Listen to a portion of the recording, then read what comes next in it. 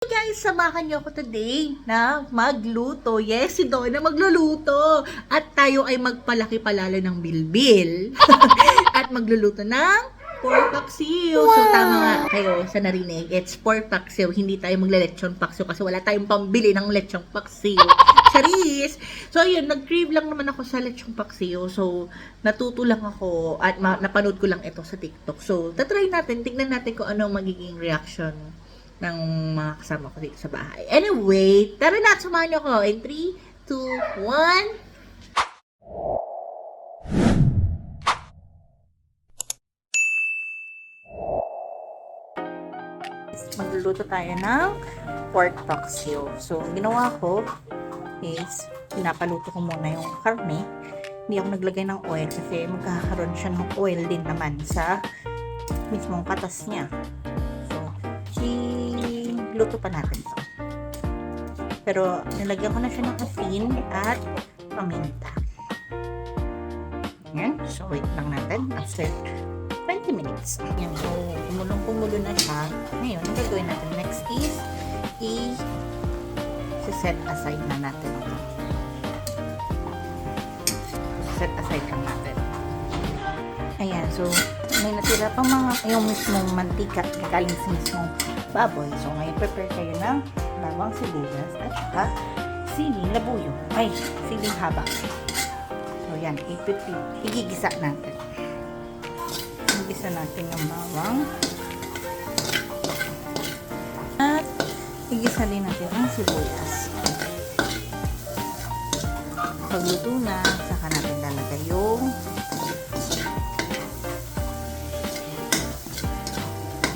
pork ulit.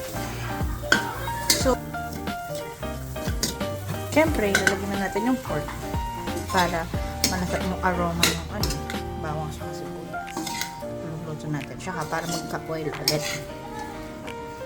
So, habang ginigisa, lalagyan natin ng suka. Sige pa.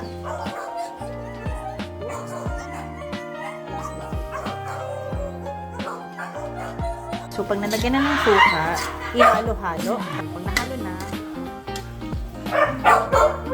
lagyan na lahat ng tasa.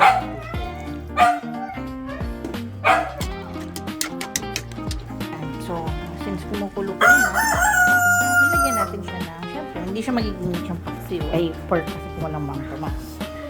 Syempre, tatansay natin.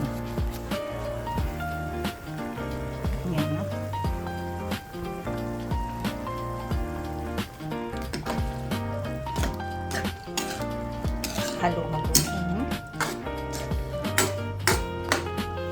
Lagyan ulit ng water.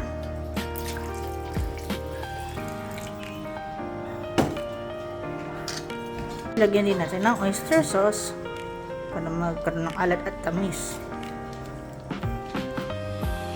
Habang kumukulo, lagyan natin ng lemon.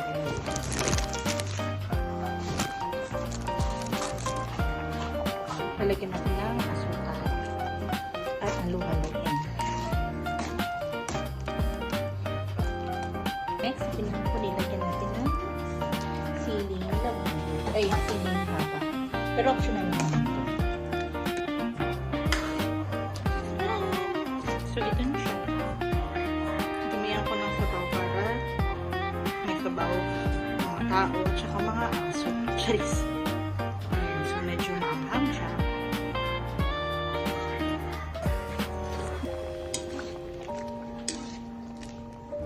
Taran! So, ready na for serving. Ito na ating pork paksiw.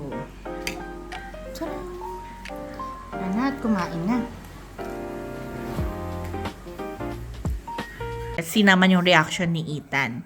Hindi ko nakuha ng si Amben eh. So, sige na lang. Sarap! Paksiw na paksiw. Woo! Pa ito kasi. Masarap yung sabaw niya tapos manghang. I like yung manghang na paksiw. 10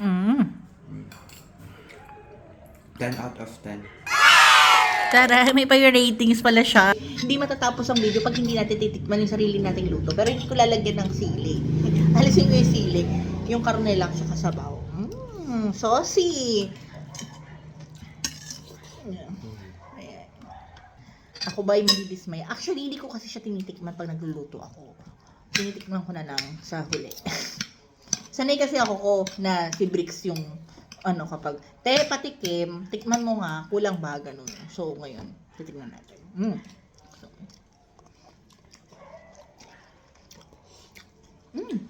paksiw na paksiw! Yung karne, ang lambot, tapos, maanghang din. Ngayon yung sabaw sa may rice. Sarap siya, hindi dahil ako yung nagluto.